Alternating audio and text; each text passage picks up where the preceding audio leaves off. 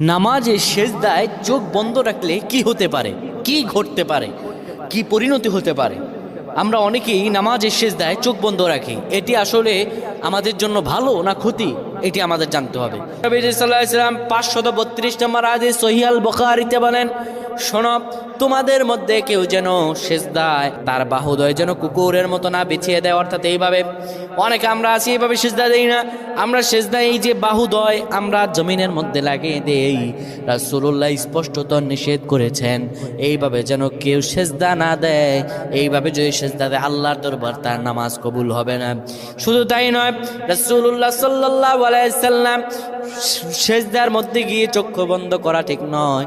যারা চক্ষু বন্ধ করবে হয়তো মনের ভিতরে কোনো ফাহশা থাকলে সেটা দেখা যেতে পারে, কিংবা চক্ষু যদি বন্ধ করে রাখে তার এখানে কি আছে, সেজদার মধ্যে গিয়ে কি দেখতে পায় না দেখতে পায়।